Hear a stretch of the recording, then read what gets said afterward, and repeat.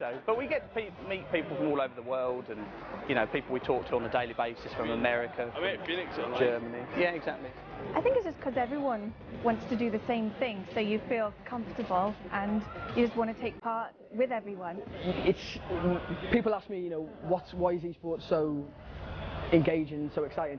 So you can't do it until you're watching, and the excitement you get, it's like watching a game of football. For me personally.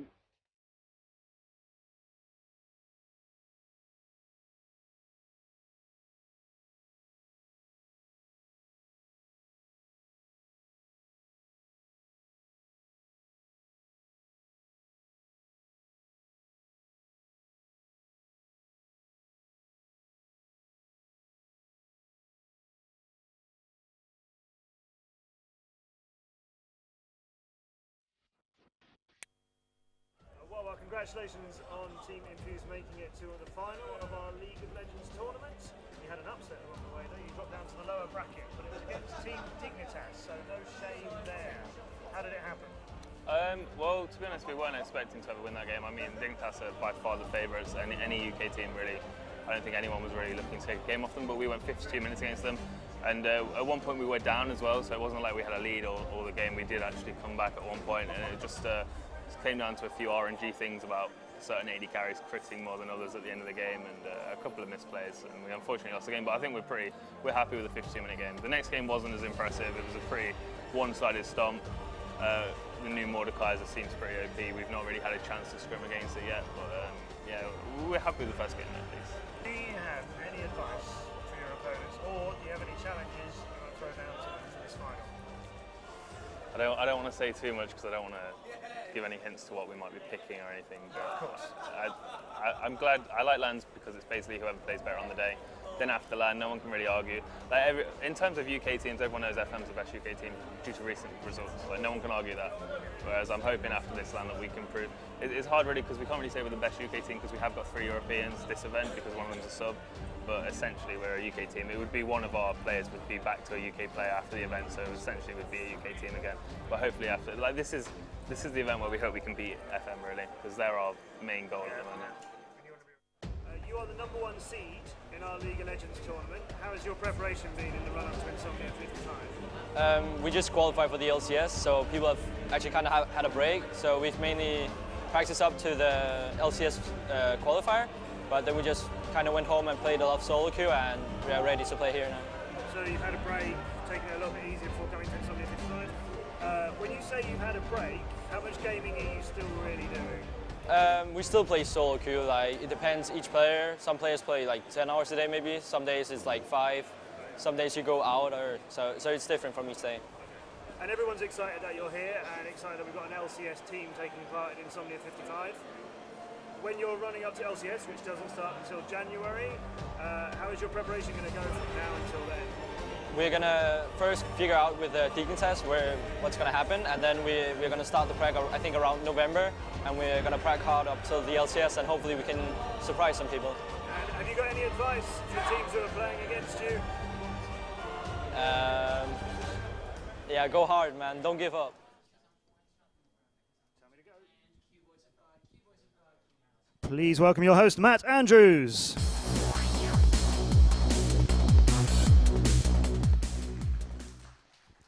This is the UK's biggest gaming festival, Insomnia55, where thousands of gamers from all over the world have joined us to play in our LANs, see their favourite YouTube celebrities, look round our exhibitors, and of course to play in our many esports tournaments.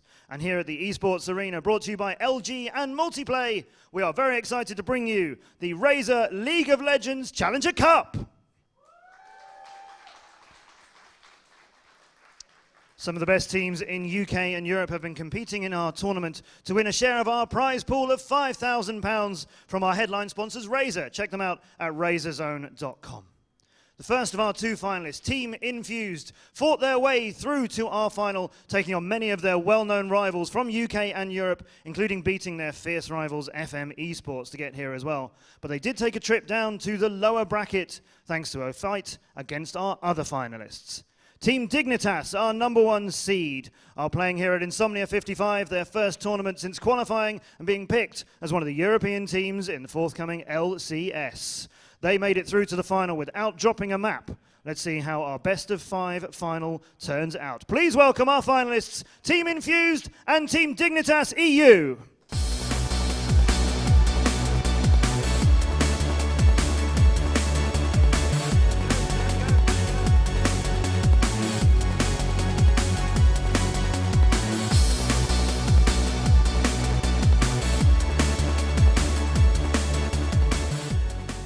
Team Infused against Team Dignitas EU in our Razer League of Legends Challenger Cup final, playing for our top prize of £2,500. When these teams met earlier on in the tournament, it was 2-0 to Team Dignitas, but one of the matches was a 52-minute nail-biter, which came right down to some very, very small errors and fine decision-making near the end. It was a very close match. We might see something like that again here in our best-of-5 final. And to take you through our best-of-5 final, it's over to Spuddington and Osigelis.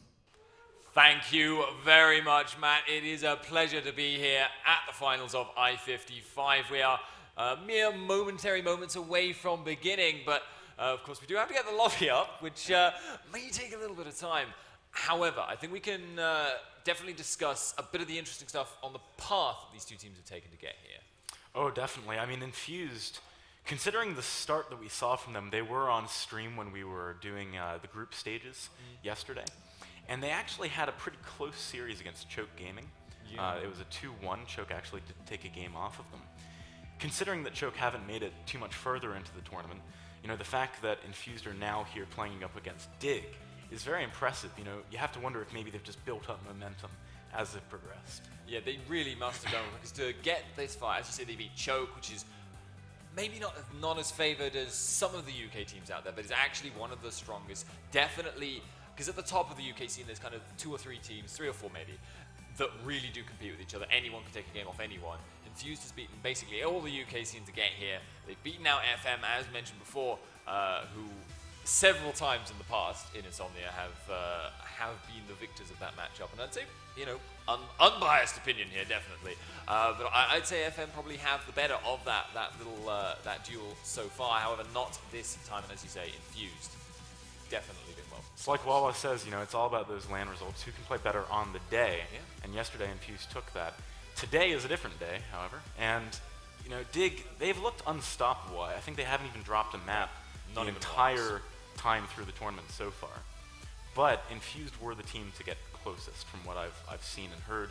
You know, they did manage to take it to 52 minutes in one of their games. Whether or not they will have grouped up after yesterday's defeat against Dignitas, and then their later victories against people like FM, to work out what they need to change and what they need to do, is another question. Yeah, it is a very, very close run thing.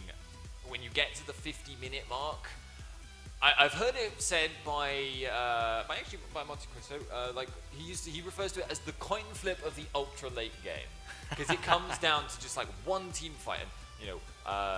Although I'm sure Dignitas might disagree, I've heard Infused saying down to just the crits on the AD carry.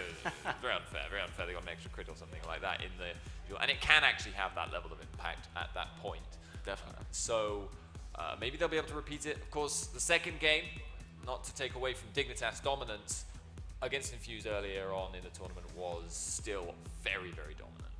Yeah, and in their winners bracket finals game too, they looked so strong. They were playing up against FM there, and there were some like rotations and weird picks. Things like Mordekaiser actually came out. You saw Wawa talking about that a second ago. I'm not convinced that's just weird though. I think that might actually be kind of good. Oh, definitely. Like I think they've made a case for it. Yeah. But you know, up until recently, we hadn't had a chance to see much of it in sort of more competitive settings, and it looked really, really strong. You just have to be able to abuse the windows of timing you get, where, for example, you get the Dragon Ghost. It only lasts 40 seconds, so you need to be able to make something happen in that 40 seconds.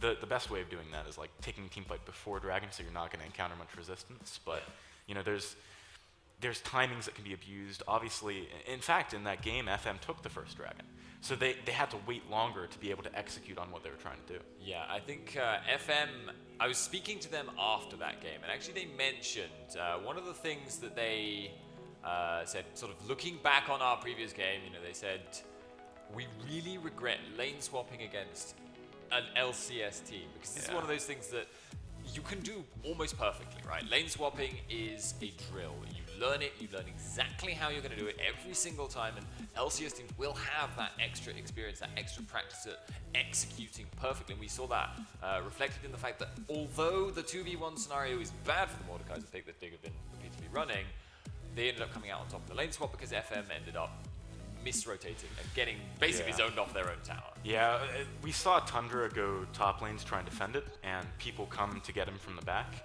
Now, he was reinforced, and he did actually a really nice teleport away. But then he went back immediately afterwards, burnt flash. I think he died as well, the tower went down.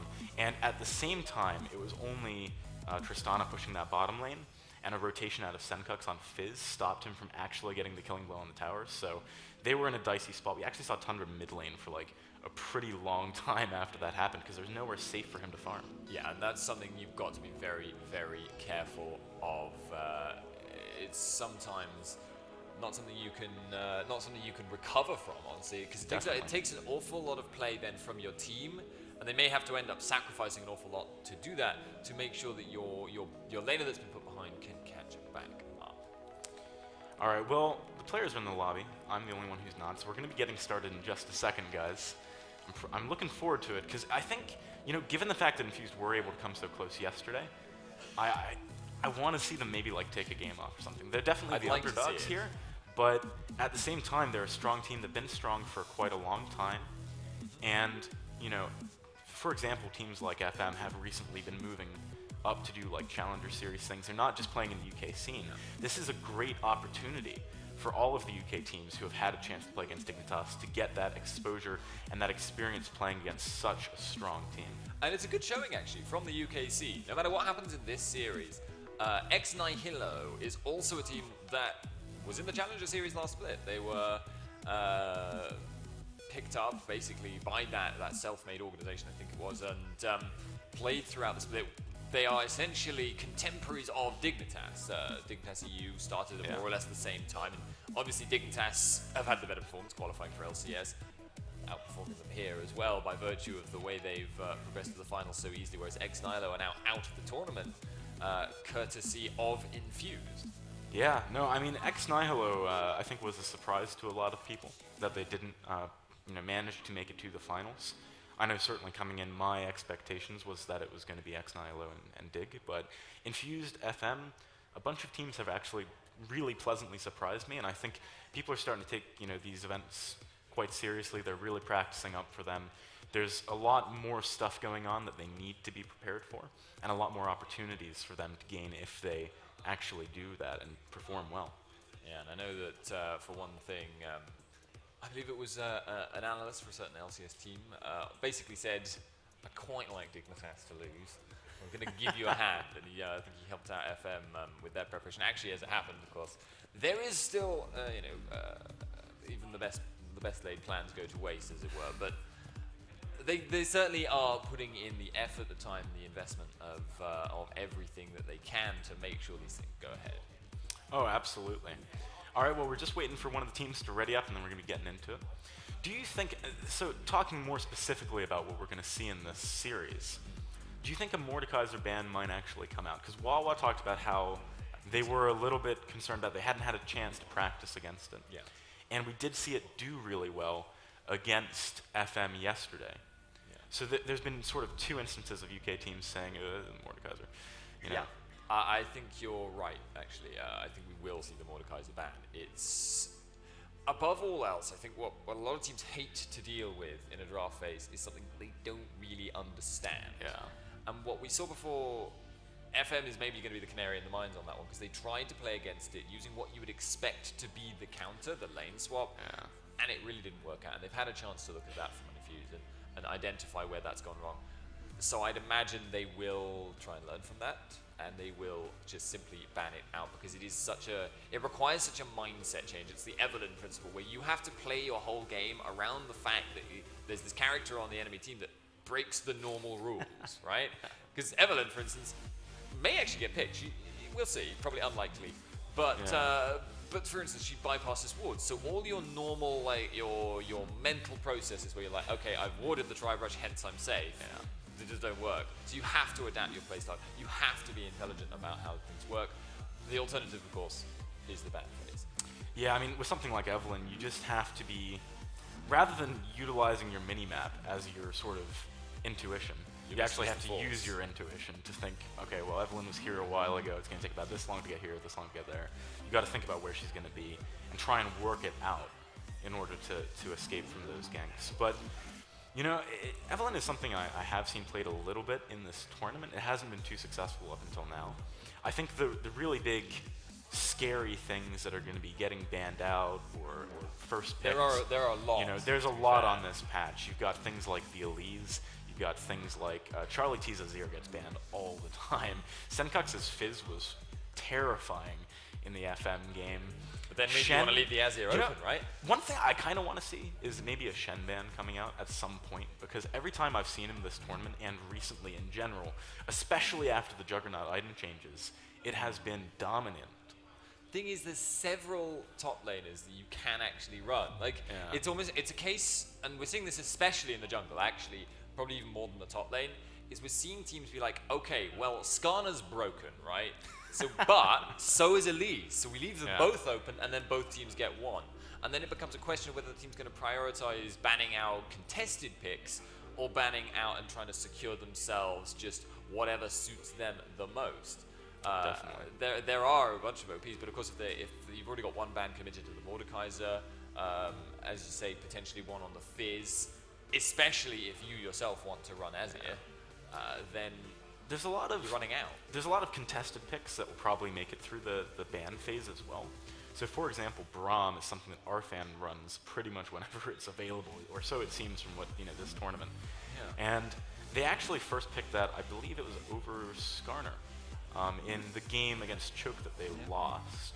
So clearly, each of these teams, although there are so many really obviously strong characters, they do value certain things more than maybe other teams. They value it for strategic purposes, for the types of comps they want to run, the lanes. I think there's a high chance that the laning phase and the pick and ban phase can be quite volatile, just because with the patch being so recent and so many sweeping changes coming in. Obviously, there's 2 more patches before Worlds, and this was the one to kind of rock the boat before those just steady things out a little bit. You don't really know what to expect, even after seeing an entire few days worth of play. Anything could happen. Yeah, there really are an awful lot of options on the current patch, which is, it's interesting. It has been a meta game that's evolved. I think we do have a slight mic problem for one of the players, by the way, if you're wondering why it's taking a little bit of time to get underway. These things happen. I think earlier we actually had an issue where somebody had sound coming out of their microphone. That's what we were told. That was, which I didn't even know that was possible personally. So, it's LAN. These things happen. Yeah, it's LAN. But LAN's awesome. I mean, if you guys are watching on the stream at home and stuff, you should definitely consider coming to the next I-55. It was just announced on their site that they're moving. The next Insomnia, not I-55. That's the number of the LAN. But the next Insomnia, it was just announced on their website that they're moving to the NEC Birmingham. And that's going to be sick. That is going to be a crazy event. That should be really cool, actually. Yeah, moving up in size, quite a significant margin there. Looking at the aerial photos, yeah, really impressive place. However, of course, this game right now, we are going to be jumping in as soon as we possibly can. With respect to the actual gameplay of this matchup, we got to try and look for the hope spots, I feel, for Infused mostly, right? So, looking at the laning phases, I feel like Infused need to prioritize Alfari. He is the shot caller for their team, for the record, and it's one of these classic LAN strategies. Like literally, I was talking to I can't remember who it was. I think it was from FM, but he said literally, right, here's the strat: you tilt the shot caller. For LAN finals, you always tilt the shot caller. So what you do is you just gank him repeatedly and try and set him behind. And of course, the counter to that is to put a heavy amount of pressure on there as well. Try and prioritize it in your own minds. But I think we are actually ready to go pretty much now. Hopefully, we'll see. Both teams have said they're ready. I've told them that we are ready, so we should be getting to pick some bans in just a second. and we'll finally find out exactly how accurate our predictions are. Yeah. You know, I think because it is a long series, right? If I was going to leave the Mordekaiser open, it would be in the first game, just to see if anything I've sort of thought about that could maybe deal with it works. And then if you realize that, okay, look, we can't actually play against it, then you have a few more games to try and ban it out and deal with it. I mean, alternatively, you could also look at it where you ban it out in the first game. If you win it, then you leave it open, you know, just because you've got that cushion. There's a lot of different ways you can sort of. I don't know about leaving it open. If like you don't fix what isn't broken on that one is how I'd say if you have banned it and done well with it. But I would be very tempted. Yeah, I agree with you on the first game. If I had a counter strategy in mind. Here we go. Picks and bans coming up. Nope.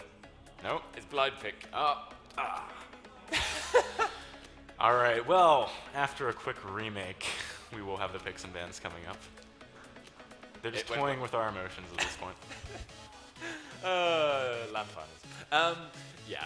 Unfortunately, these things do happen. We have just got the hard enjoy from that one. That's an interesting thing that does occur, unfortunately, at the worst possible moments, in all circumstances, literally all circumstances. Yeah, we've had the blind pick mistake quite a few times. It's easy to do. I've done it myself. I'm pretty sure it actually has happened in LCS as well. They just don't. Thing is, they never cut to it until they've gotten in. But sometimes in LCS, if you're watching it, they'll have like this weirdly long delay between like the casters being like, yeah, let's go, and then actually going to the game itself and the pick and ban, and then like, hang on. All right, well, yet again, I find myself saying we should be in momentarily, but the important thing to think about here is, I think still, you know, there's more stuff we can talk about with regards to what these teams are likely to be playing. You know, we've talked a lot about, for example, our fan likes pick Braum. We've talked about the AD carry Mordekaiser thing. It's not actually AD carry Mordekaiser. It's just, you know, carry like running it. Yeah, I mean, I really like running it. I like the idea of running it with a Yasuo mid lane or a top lane, simply because it still has the same problems that you typically will have with Mordekaiser problems, where sieging is not really your forte unless you have a dragon. But Wind Wall helps a lot. At least then, because it allows you to do something that's normally a cardinal sin in your draft, right? Because normally, if you pick an AD top laner and an AD mid laner, you're kind of screwing yourself over for the late game. You are going to run into a point where the enemy has too much armor, you can't do any damage to them, and they will just roll over you in the team fight. So it puts you onto this timer where you're like, okay, I have to finish the game in like the first 20 minutes, or we lose. However, with the Mordekaiser comp, of course, he's a magic damage threat, and you can play that Mordekaiser as your AD carry. That allows you to have the double AD mid laner and top laner. And because of the way, just because of the picks you can take for those, that actually allows you more flexibility. For instance, like a Yasuo can go top or mid. That is true. We have seen it top lane a few times recently. But now, guys, we are actually into a tournament draft mode and everything. Yeah, it's completely correct from what I've seen so far. So we're going to get into this champ select. And the bans are coming out thick and fast, Spuddington. It looks like Skarn or Gangplank, Callista, and Mordekaiser is here. I could keep going. They're going through the bans as quick as I can rattle them off, basically. Yeah, that is actually full speed ahead, and apparently everyone's got the plan they want. Definitely, I say definitely. I'm a little bit surprised to see that Gangplank ban from Dignitas, because of course Wonderware popularized that champion in many ways. Certainly an early adopter, certainly plays it well, is very strong on it, and it can handle almost any kind of matchup. And while Alfaria also plays it, I don't know if you really need to worry about that too much.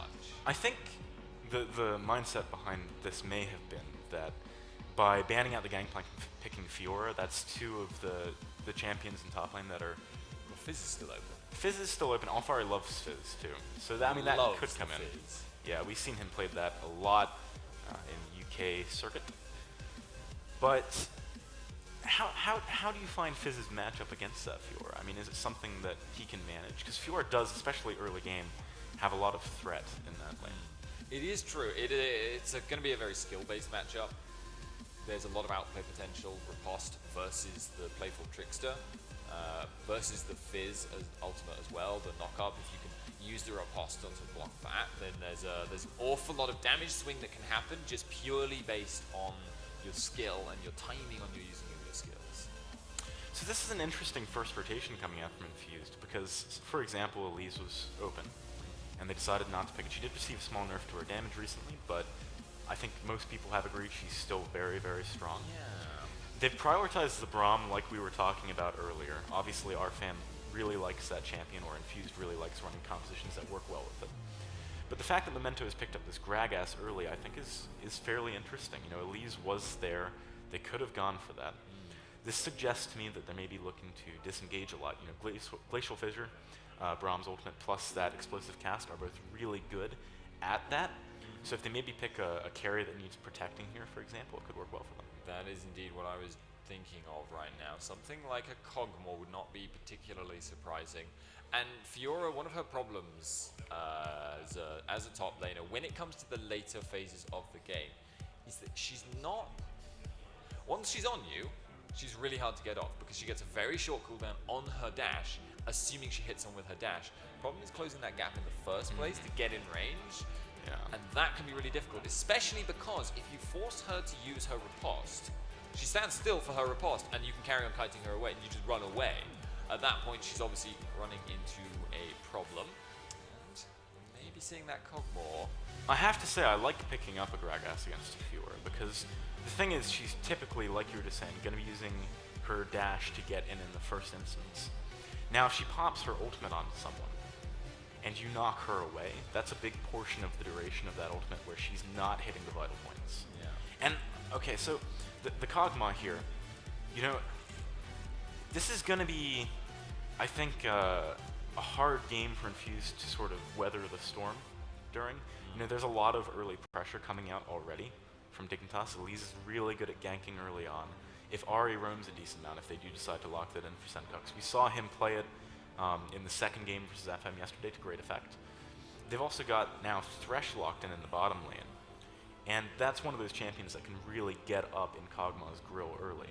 So do you think we're going to see a lane swap? I mean, Fiora, I can potentially see her not faring too well in that situation.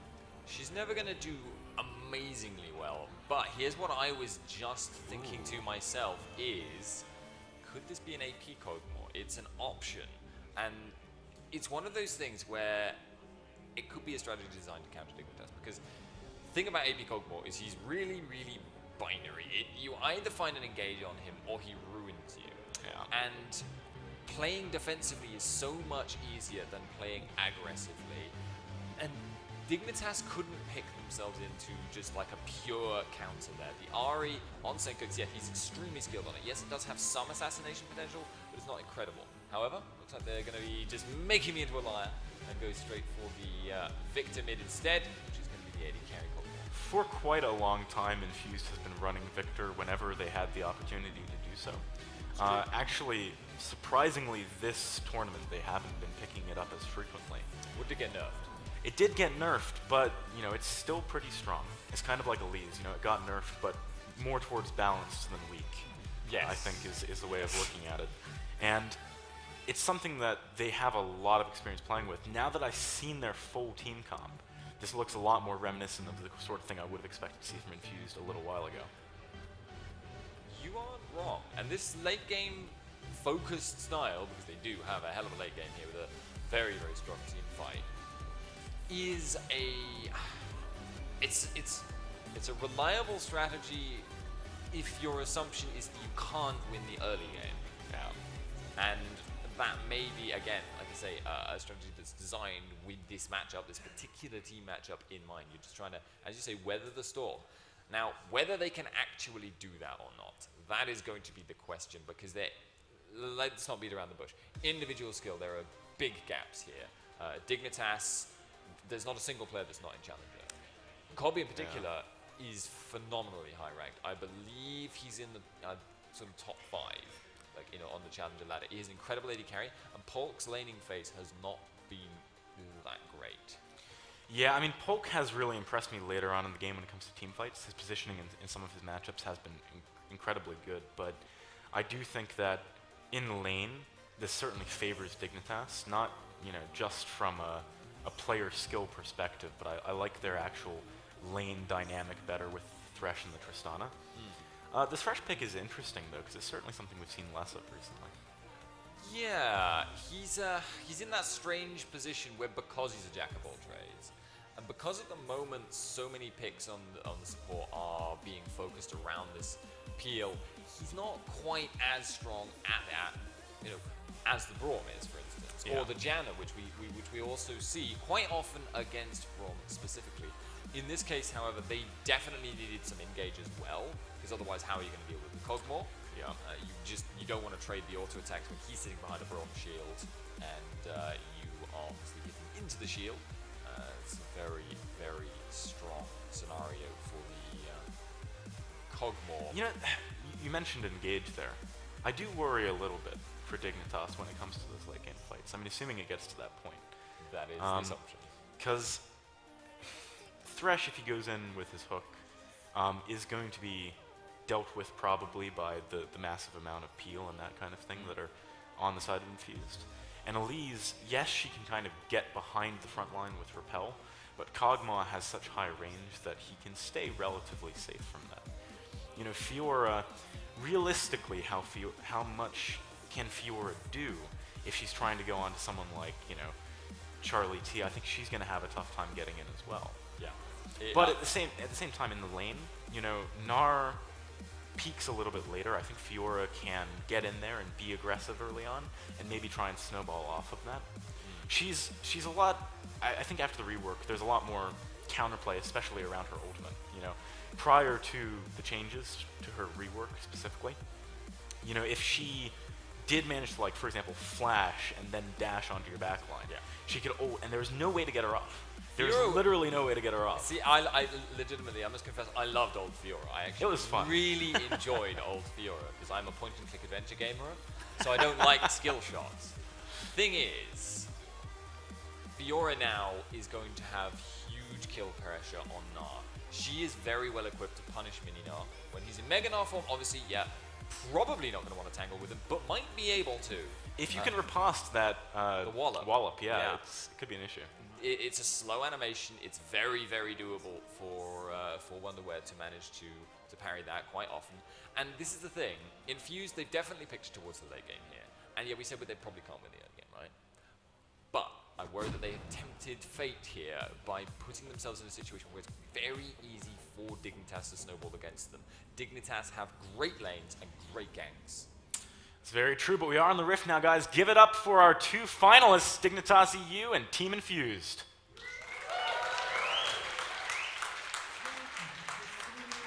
So, best way to start off a snowball, if that's what you're looking to do, is to go for that invade. But to be honest, I don't think Dignitas will here. They've got the tools, right? They could, definitely. I think, however, they'll just want to play it standard. They're not going to have been too worried. They certainly know they're not going to be invaded themselves. There's just zero potential for that from Infused. It's one of those things where if Braum lands a Winter's Bite, that can frequently force a flash, but at the same time, I don't think they have any easy way of sticking on to someone, just because, Thresh, if he wants, could take Flay and push them off, for example. There's a variety of things that could be picked up. Yeah, indeed. Thresh has a lot of potential here. I do wonder if they might... No. Both junglers starting topside, so no need. Because what we do sometimes see nowadays is the late invade just to disrupt that bot lane, prevent them from taking the jungle camp to get the XP. It's a fairly sensible move to make, to be honest, if you aren't going to be able to help out or to stop them from doing that, because your own jungler is starting on the equivalent camp on your side. But we're not looking like we're going to see any kind of a lane swap here, and I think this is a relatively reasonable decision. Because Braum has the ability to put that concussive blows passive onto a target in the bottom lane, and Kog'Maw has an attack speed steroid and a range buff, I don't think they're too worried about being shut down purely in the 2v2 early on. No. That said, they might get pushed in if they're not careful, and that's the thing I think they're going to need to try and be proactive about dealing with. Yeah, you have have to play a dangerous game, basically, in the Pokeball lane against Thresh. You have to abuse your ranged auto attacks. Tristana early on, only going to have 550 range. You can abuse that. You will outtrade her, especially if Braum's in position to block a bit of damage. But you can't afford to go too far forward because you will lose it direct trading once you've got Tristana's explosive charger. Yeah, I mean, it doesn't just boil down to how auto attacks do. That's the thing, you know, if the explosive charge is on you, every auto attack counts for that much more. And as we just saw just there, even though Polk was doing a good job of trading the autos, he came out negatively in terms of the health values. I like that. Well, he saw the hyper proc coming, the 3-hit off Gnar, parried it, got the damage down as well. People told me I was very silly when I first, like literally, when New Fiora was released, they told me I was very silly for maxing W. It gets a lot of damage on it as compared to the Q-Max, which has become the method for the cooldown, basically. But, Ooh, actually that hook missing did signal Infused to go in there, and it burns Cobb's heal, so that is a small advantage to Infused early on here. Weird usage of the heal, honestly. I feel like maybe he was... I wonder if he's checked whether Arfan has Ignite or not. Ooh, obvious. Going for something in the mid lane there. Charlie T was on point with that flash to get out. But not having flash now is bad news for him. Victor is a relatively immobile champion. Yeah, I say, there's a lot of potential to snowball this. We haven't seen Obvious going for a first gank at this stage. But it's going to happen now. Yeah, he's coming in again, flashes forward, but Memento's here for that counter gank. Repel away is going to get some distance. Senkux flashed onto and flashed away from. I like that read. I really like that read, seeing the obvious weakness, yeah. But also knowing that Elise is going to be ganking. Like if you're obvious right now, you're walking into this game, you know you're the overdog. You know you're expected to win. Oh, well, Alfari. Man, Wonderware, once he just turns around and is able to go on to Alfari, he puts down so much damage and you can't trade properly. You can't boomerang toss in there or get your hypercharges off with him. The cost is off the cooldown. It's a very nice job by him. Memento wasn't able to get that Scuttle Crab. But this is what I mean. Minion are easily punished in that top lane. Bot lane, potentially also. A good hook onto Arfan, just lets him get a few free auto attacks down. Polk couldn't really walk closer, or Cobb would have had a very easy explosive charge and a few auto attacks, so it was difficult for him to trade properly there. Yeah, that's one of the weird things about Braum, is you actually kind of want to engage on him only in a few very specific circumstances, but there are circumstances where it is an appropriate move to take, usually because the AD carry can't follow up, which means it's even easier to do that if there's a timing window where Cogmore's W is down. Alright, very true. So, at the moment, even though Wonderware was pushed quite far under his tower and was having to compete with the tower for those creeps, he is actually doing very well on the CS score, which I think is a testament to this Fiora lane that we were talking about. Obviously, when she came out, a lot of people were saying that she didn't feel that strong, but once people got used to her kit, been doing a bit better. Date in a Dream trying to lantern in. Obviously, he does land that hook on Arfan. There's the flay. Lots of crowd control coming in. Can he get out of here? He does flash with the last second. Memento here for the counter gank too. Gets a stun onto Cobb, but it's not enough for Infused to pick up the return kill. First blood going over to Dignitas. I love the play by Cobb right at the end there. It was super subtle. He may not have picked up on it, but he used the W animation, cancelled out the Braum stun, just jumping out at the very last second, and it must have required very quick reflexes. He must have been mashing the W key because he was obviously relying on that reset. I wasn't even sure he was gonna have time, but gets it, and very nicely played. Alfari, however, on the other side, Arfan, on the other hand, probably should have used his Unbreakable when that's before that stun landed. Wonderware is playing very aggressively right now.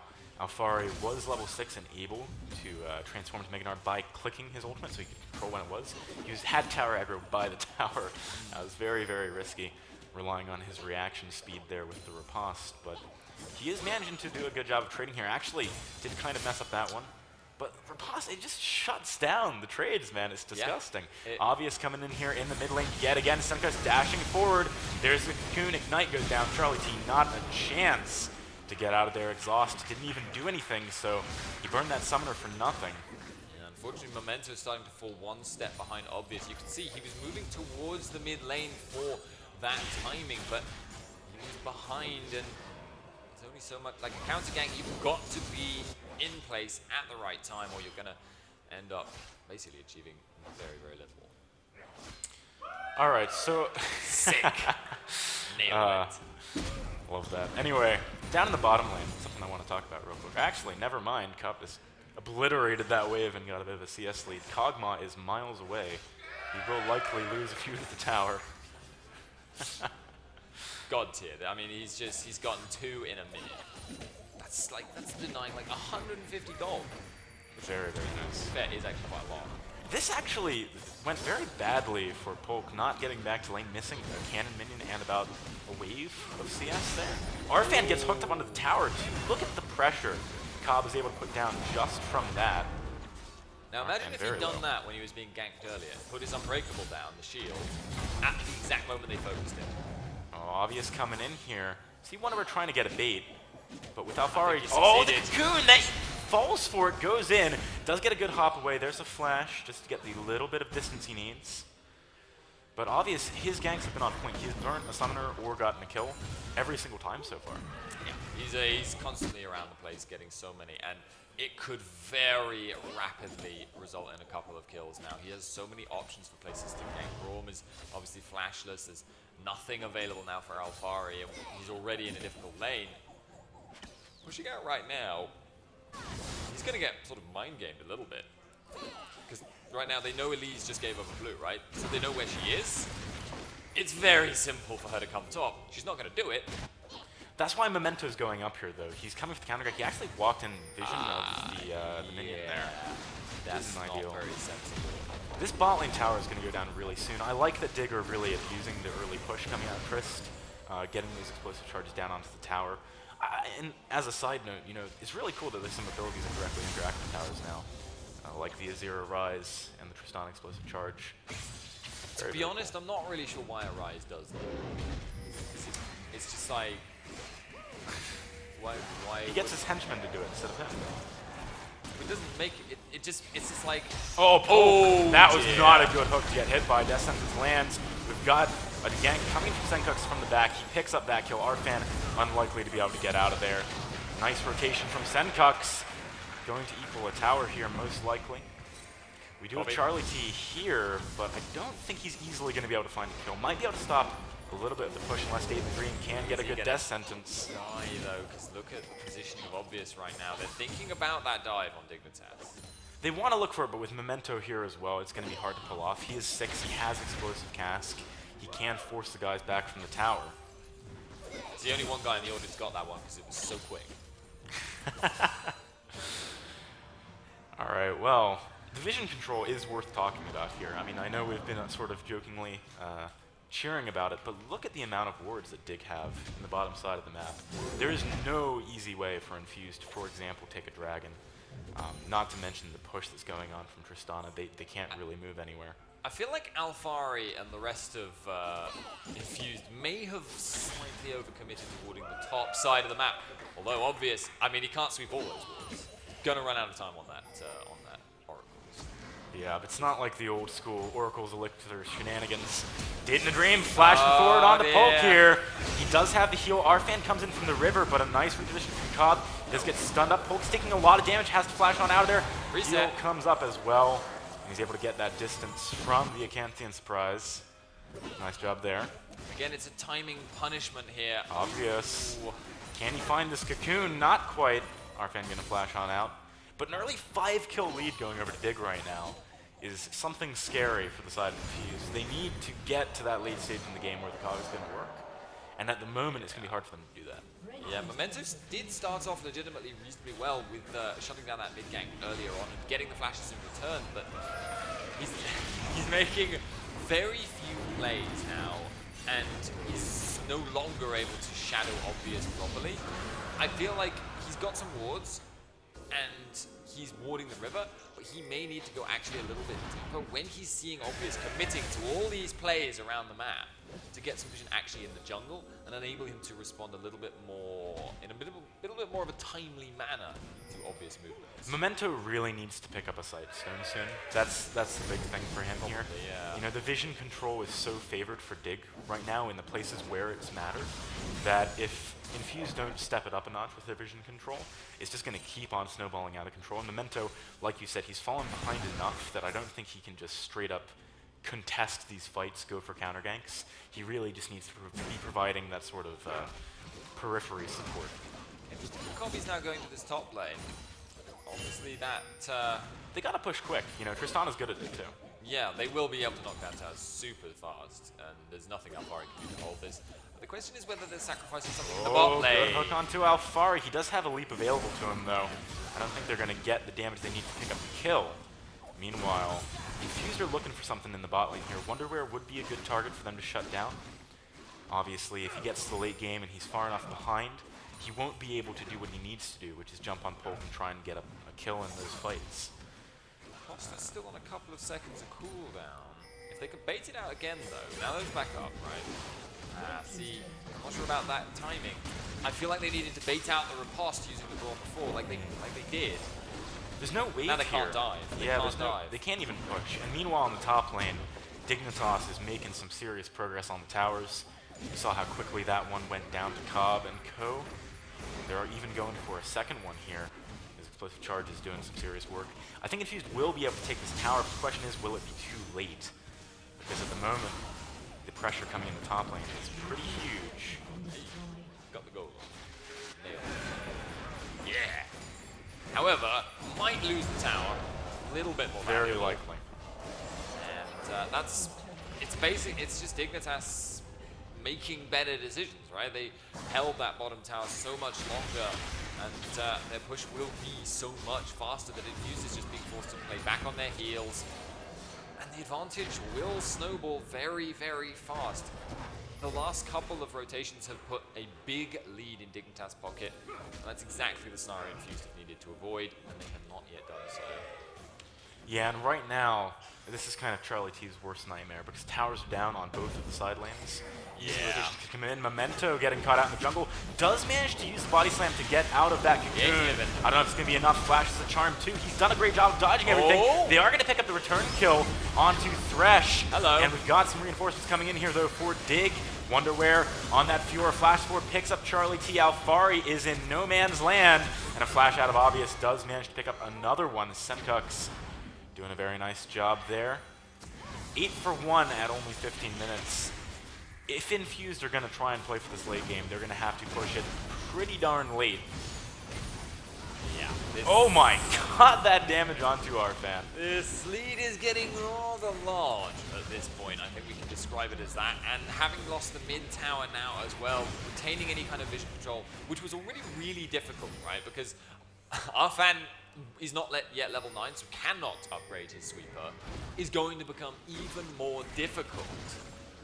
You can see it's just absolutely littered in the area. This was something that that was mentioned when I was speaking last night to FM about their experiences playing against this team. Was they were just talking about how hard it is to contest the vision control. It's not something people necessarily pick up on, but they're just saying you try and put down wards, and literally as soon as it's down, Dignitas already sweeping it. Yeah, and it helps that they have this early advantage, giving them the confidence and the ability to roam into the enemy jungle, for example. You know, I sometimes talk about the vision line when I'm casting. It's moving up gradually. But notice one thing which I think is smart that Dig are doing. They're making sure they maintain a little bit of vision further back, too, so that if Infused are able to clear those wards out, it doesn't necessarily matter. They still can't push up and try and find a pick. You know, it's just not something that Infused can do right now.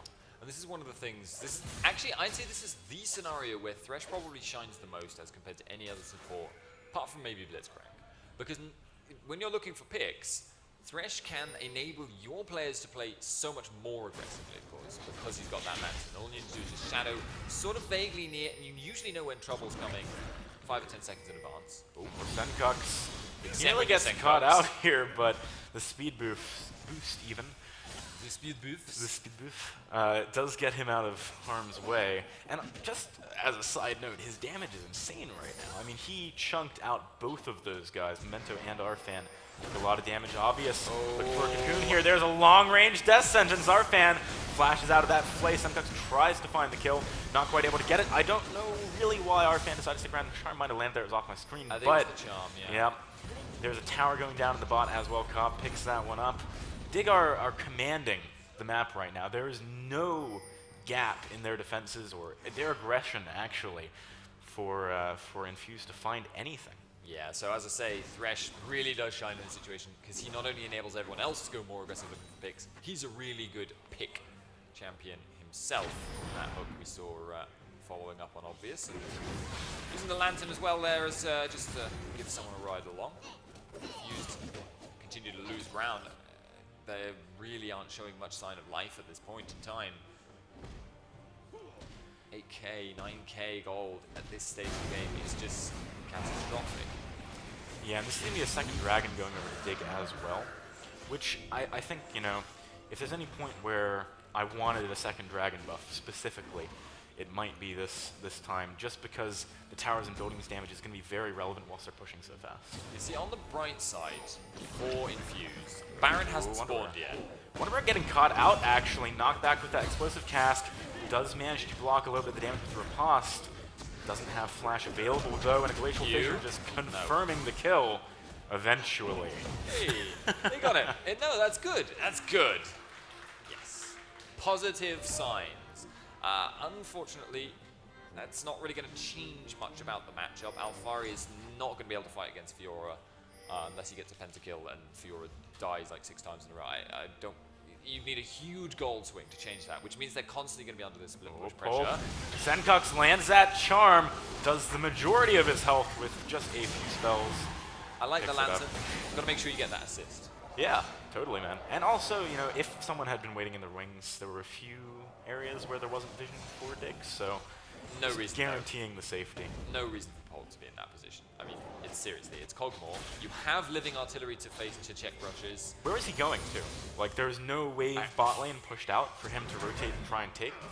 Obvious has a bit more of a reason to be here, trying to get some deep wards down. With Semkux coming from the side, looking for that charm on a Charlie T.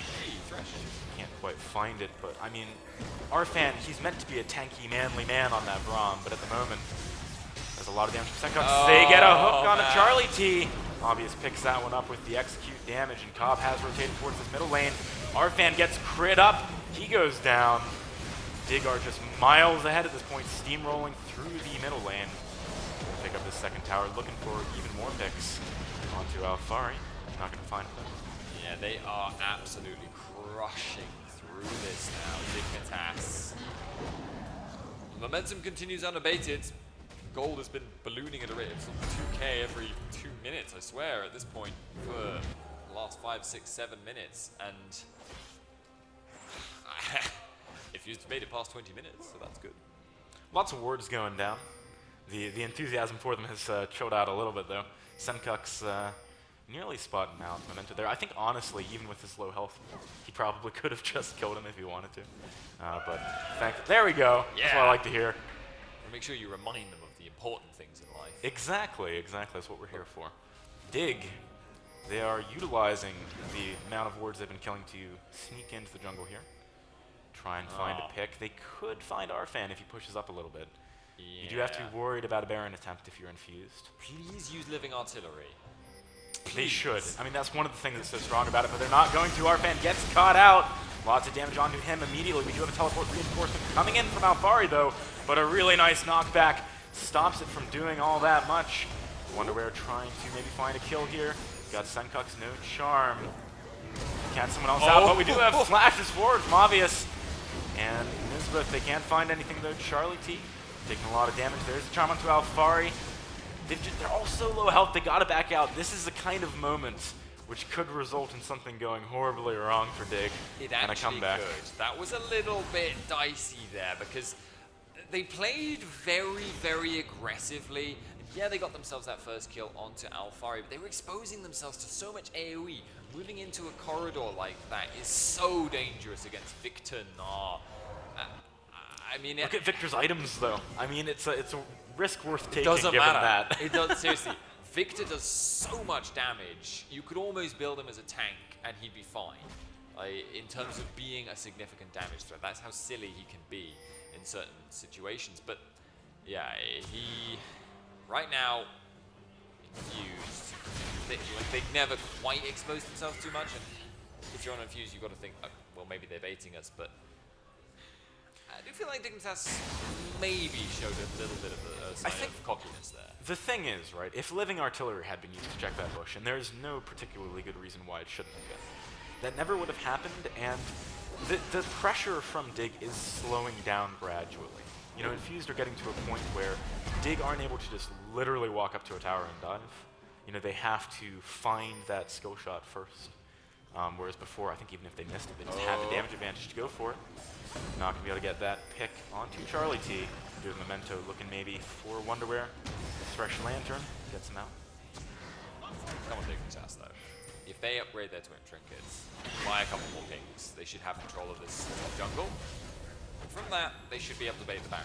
Even though it's quite early in the game for Baron bait, they can do that. Or they can just sort of out-rotate. Yeah, this rotate was really, really nice. They sort of used Wonderwear as bait to say, you should come up here. Memento, though, he's going in. Senkux does get knocked onto the tower. He is very low, but able to get out. And Alfari, he is in there. He doesn't have Meganar just yet, though. He needs to hit it soon if they're going to be able to contest this. He has turned into Meganar. Can he find a big ultimate? He does get it onto Cobb, but there's no damage in the back line right now. Charlie T is too far away. He goes down. Cobb is able to survive and picks up a triple kill for himself. The tower likely to follow. Ace going over to Dignitas. It looked so good at the start there. They genuinely won that team fight in terms of how they played it out, but Cobb is just too fed, and they obviously couldn't focus him out at the same time. Tristana doing too much damage if allowed to sit there on the side. Cleans it up very nicely, and unfortunately, Dignitas now have themselves an even bigger pressure advantage than they had before. 14k gold. I'm not a betting man, but I am, and I reckon I'd make some money here, but Obvious is going to pick up a third dragon. That third dragon isn't especially awesome for this kind of team. It's really, really good when you're trying to disengage, but that's not really, I think, Dig's plan at this point. No, I mean, you know, makes them faster at chasing. That's nice. Anything helps. Every little helps. As they say. Alright, well, I think Dig has a lot of options right now for how to try and close things out. You know, they could go for a Baron. They could maybe try and get some more picks. Senkux is about to find one onto Memento. He does have a lot of damage. Memento has reached a point where he's tanky enough to survive 1 or 2 rotations of Ahri's skills, and with all of the crowd control mobility on that champion, he can get away.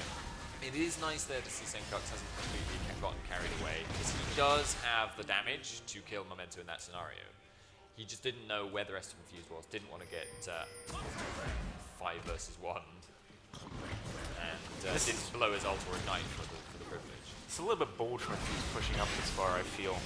I think they're trying to make a last-ditch effort here. They have no idea that the Baron is going on, though. And it is relatively low. It's going to be hard for him. Still, Memento's going to try, though. He dashes in, but they're just swapping off of it. Cobb melts him. Oh, please damage it from the other side. So he's going in here. He gets our fan, dashes over that wall onto Charlie T, picks up another one. Polk is in no man's land. Isn't going to be able to get out of here. Cobb with a crit, picking it up. I think this is curtains, to be honest. For the side of Infused, game 1 is going to shortly be going to Dig. Yeah, they have very little hope for this scenario. In fact, they are going to surrender it.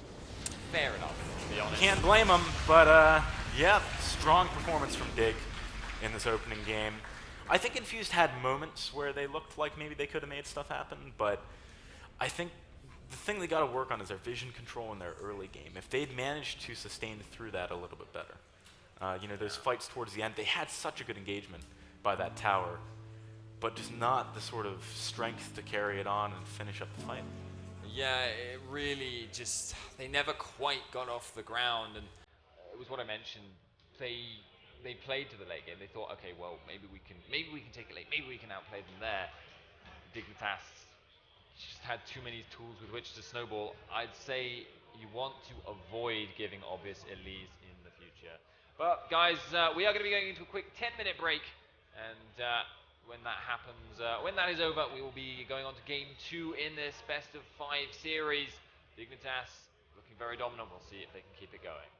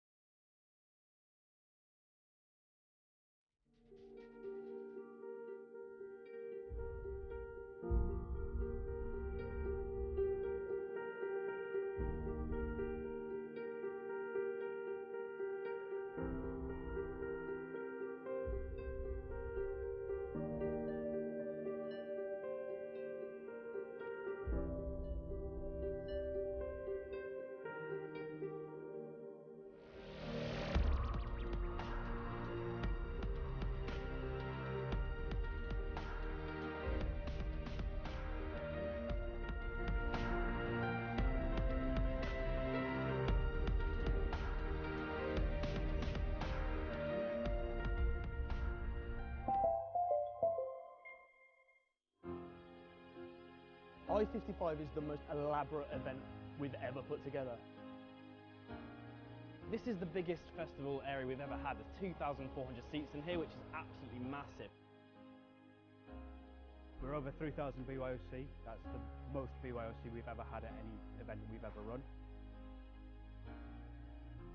30 plus miles of cable, 3,000 seats in the main stage, over 1,500 tables just for people to game at.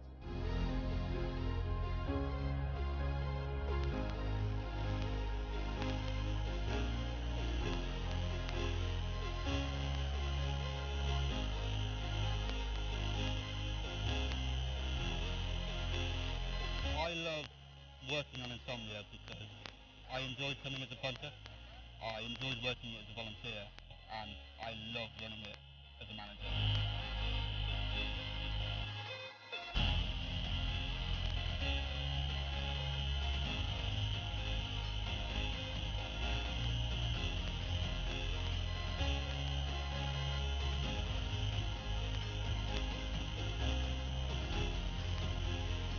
We've got our little family that's always the same people that are coming, and we've grown our family over the years, and there's so many of us now.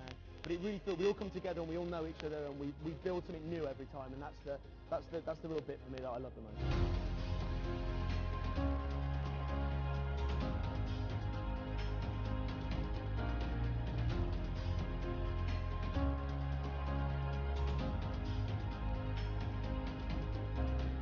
It wouldn't happen without the people. You can build an event, you can lay cables, you can make stages like this, but it's ultimately built by the people who attend.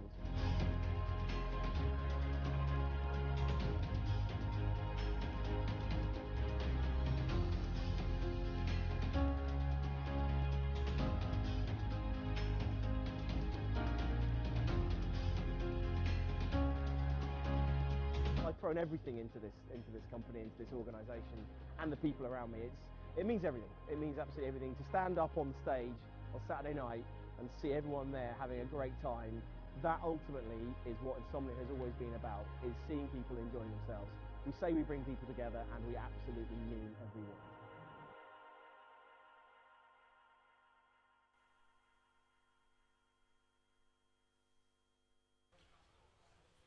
Welcome back, ladies and gentlemen. We are ready to go now. The 10 minutes is up, and it is time for Dignitas versus Infused Game 2. We should be getting underway in the draft phase in just a second. Shouldn't be taking too long. And we've got to talk about this game in terms of how Infused are going to try and come back into it. Yeah, I mean, they really need to work on their laning, I think. Because last game, it just snowballed out of control.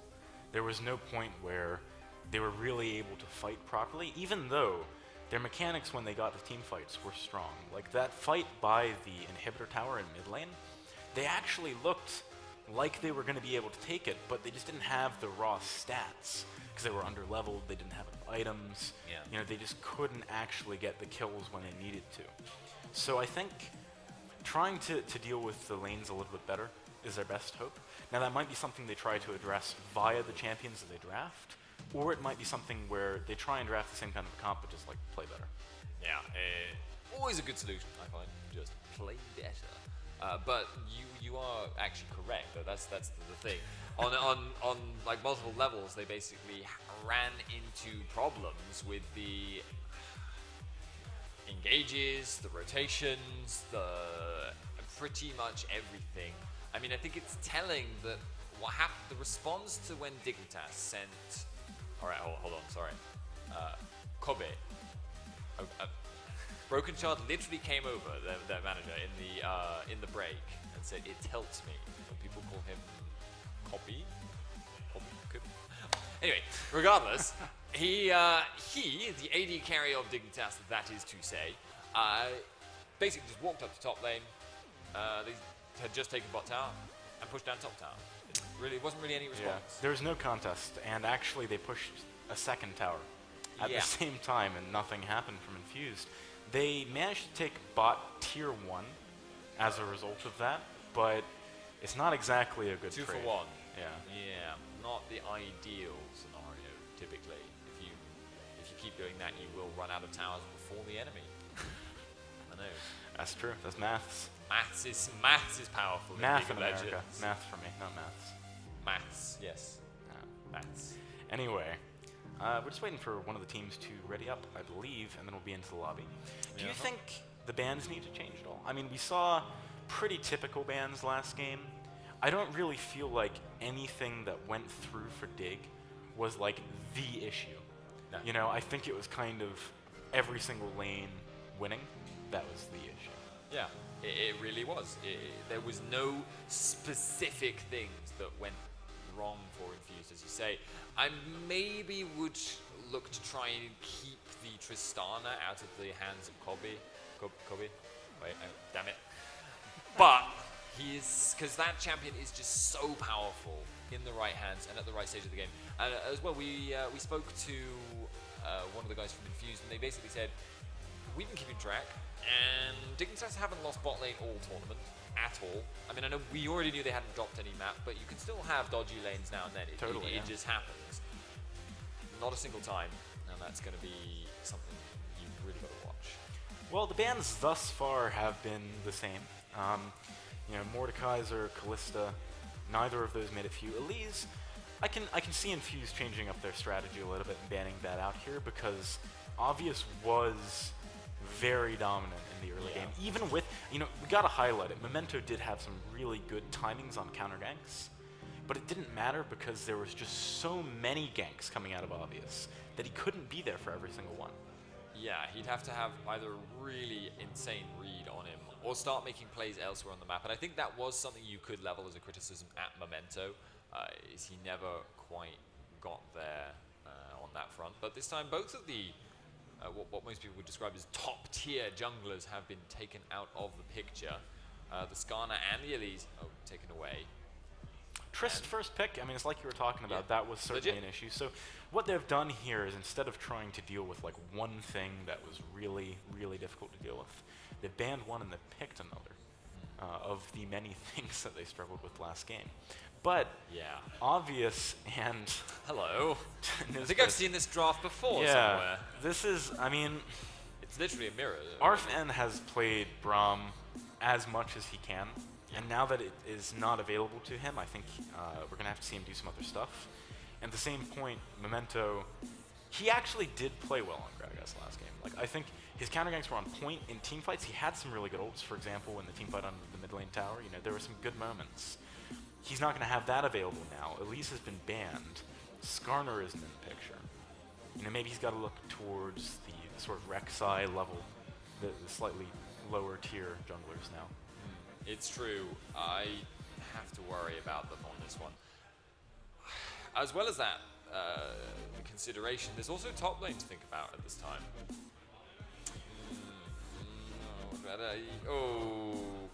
Okay, well, I mean... Well, they beat Choke with this. Yes, but I'd hesitate to say that it was because of Rengar. I'd say it was almost more in spite of it. Yeah, I in truth think that Rengar didn't really do much that game. He came mid, and after ulting twice, was able to get his first kill. I mean, but like, he got both summoners on the first gank, which is good, and gets there in the end, but he really, even after that first kill, I don't see what he was doing on that Rengar, basically, that couldn't be done on another jungler, and better. Yeah, and, ooh, wow.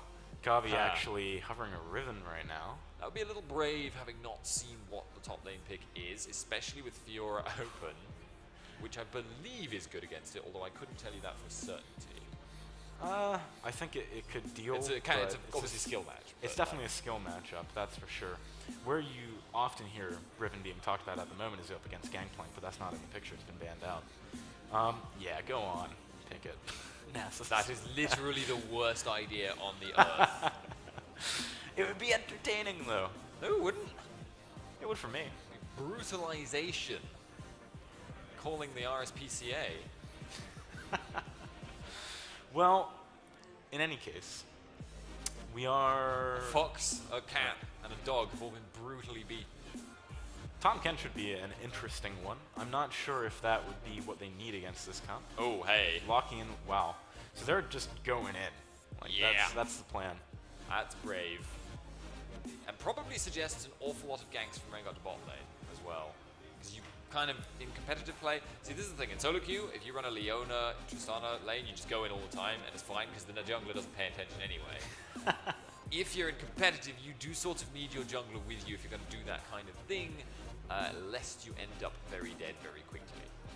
Very true, and it'd be interesting if they do pick up the TF here. We were joking about it in Champ Select, but they're going to go with Shen in the end, which...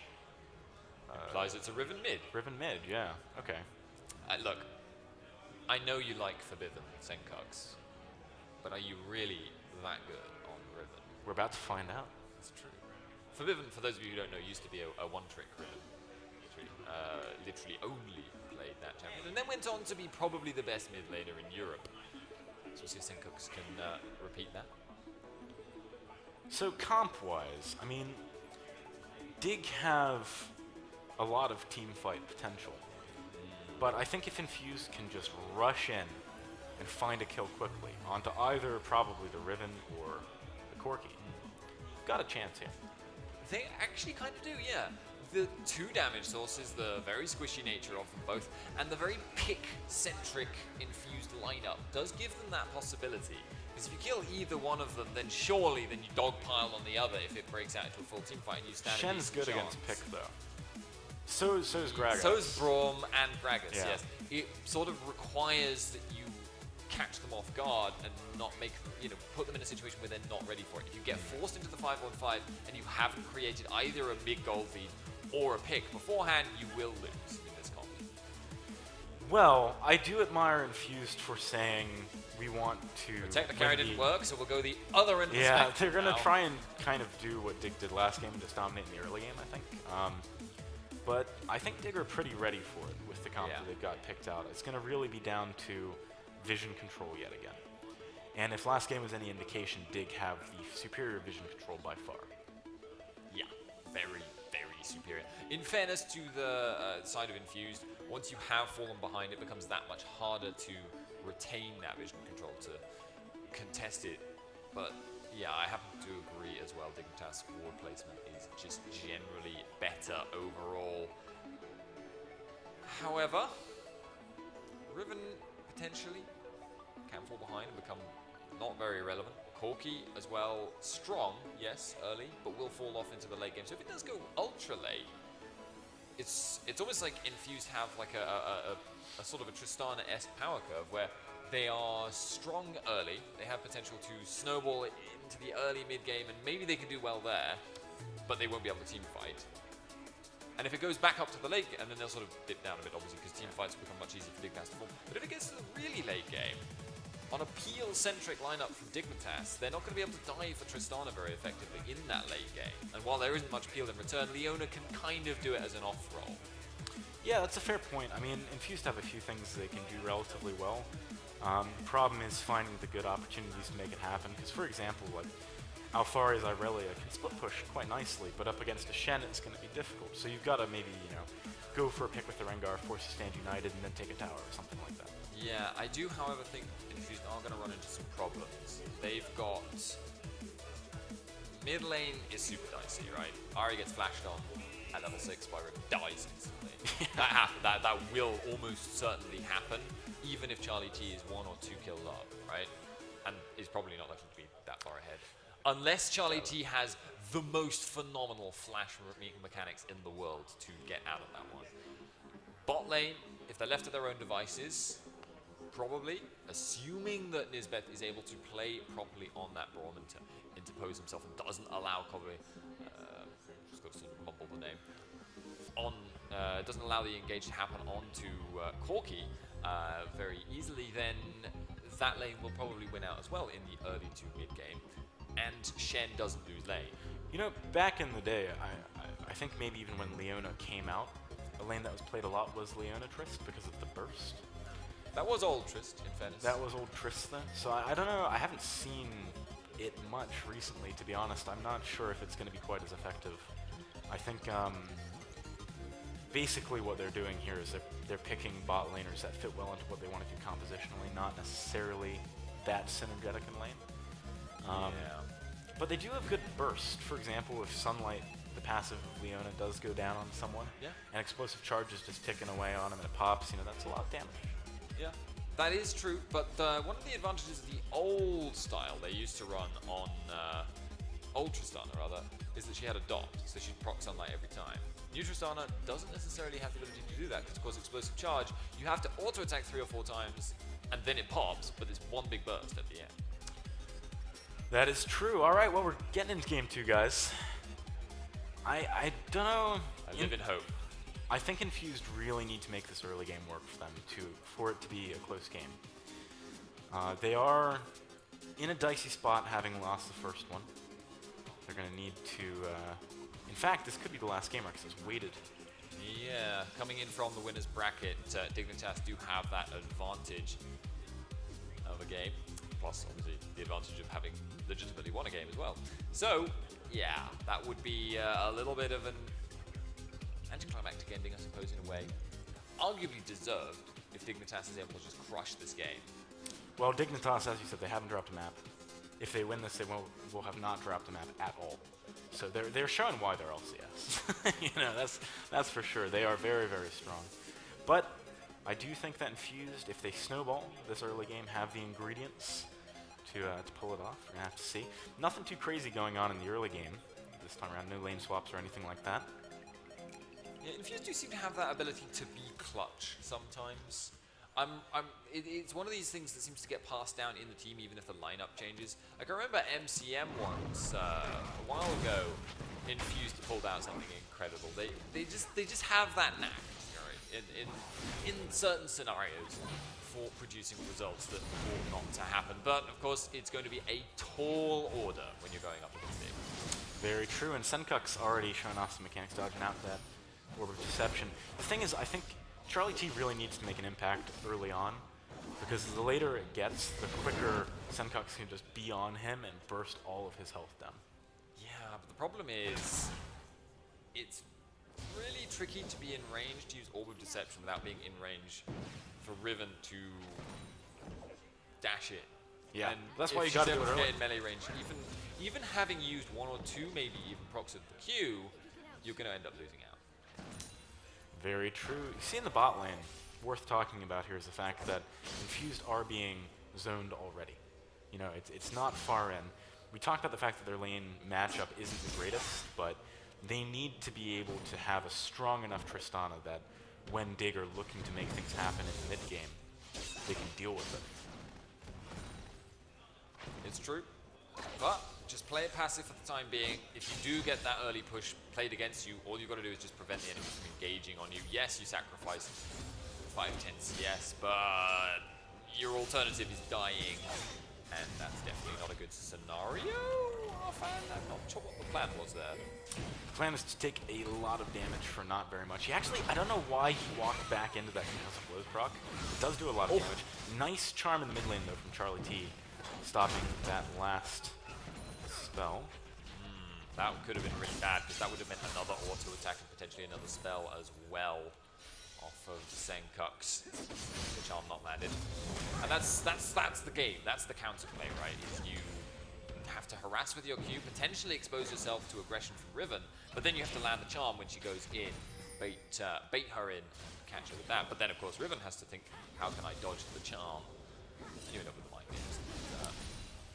Yeah, I mean, Charlie T is doing a good job of trading at the moment. Even with that aggressive play that Senkuk's just made, he is sitting at a far lower health pool. And Charlie T is also doing He has the power of ranged auto attacks. Yeah, I mean, he is falling behind in CS, though, and that's just because of the pressure that Senkuk's is sort of putting on the lane just by being nearby. You know, you can't spend your time using your auto attack animation if you want to dodge Riven's combo. Also, it's a damn sight easier than last hit on Riven. I always find it impossible on Ahri, just because her auto attacks do no damage. But, then again, I'm bad at League of Legends, so it's typically a problem I've found. And Infused bot lane right now, they don't want to go in on this, so I'm not sure why Arfan pops his W there, but they also don't seem to know that they don't want to go in on this. The biggest problem here is that they've got to wait a while before Memento can really help them out, and they do need his help in order to make something happen. I mean, just having Luna isn't enough. Oh. Alfari, that was a really nice dodge in the top lane. Out of the way of that body slam. avoiding any kind of early advantage to Dig early on is a great idea. Yeah, I think that is that's definitely say. And we've got the full Rangers Trailblazer picked up now by Rengar. So we mentioned this before, but that's one of the problems with Rengar as a champion, is just because he's not very well sustained in the jungle. So you end up quite often having to go for that Rangers Trailblazer.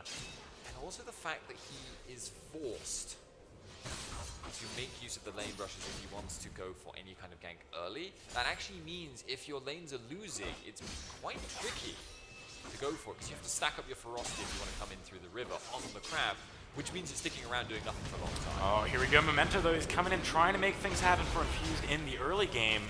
Nisbeth is very tanky with that Unbreakable, though. You just can't do enough. Memento actually jumping into the winner's bite there. And this is what I mean. He didn't stack up his ferocity beforehand, so he didn't have the root, so he just didn't have the ability to close out that kill. Yeah, and actually we do have Obvious coming in now. Oh. Memento has stuck around with the intent of going for something. He misses the Bola root, however. Obvious, I don't think he's going to be able to close that gap. The only way to do it would have been to flash with the body slam, and I don't think there's a high enough chance of them getting the kill that he wanted to use that summoner. But both junglers just kind of sitting around here. Well, they both know there's kill potential for the other jungler. Got body slam flash this time around. One more auto attack. There's a flash from Kabi. He picks it up. And now Polk got a rocket jump on out of there. Charlie T using his ultimate just for a little bit of harassment in that middle lane. Yeah, didn't quite catch what went on there, but I suspect there may have been an all-in attempt from Senkux. However, the bait is successful for Senkux because he has not used his ult. And that is a very dangerous scenario to consider for the next time Charlie T is in lane. The old flash ignite ult, not much fun to deal with. Very true. Well, you know, 20 CS advantage in the bot lane already, with Polk actually being behind in terms of just not being at the lane right now. It's pushing into Dignitas. That is very, very bad news. It's hard not to end up in that spot, though, with Tristana. You're going to push no matter what. You are going to push. You are going to expose yourself normally, or you're going to drop a lot of CS. Thing is, Memento has now got his ult, so he has to make an impact with this. Now, I know in some people would say you know getting summoners is enough. I don't think that is the case in Infused's situation. They have to decrease the gold gap between the teams before Dignitas snowballs, or they're going to get ruined. And where is he going to go for? Is the Leona a reliable setup for him? It would be normally, but Brom's there. Yeah, Braum does a really good job of stopping the aggression onto Kabi. So it's hard for Memento to really make much pressure in the bottom lane. I feel like maybe mid lane or top lane might actually be better. It's always very tempting to go for that mid lane, definitely onto a Riven. Because remember, of course, if you get her with the root from the Rengar E, you can fire that while you're jumping. So it's very difficult to react. And if you can get that, you cancel most of the Riven spells.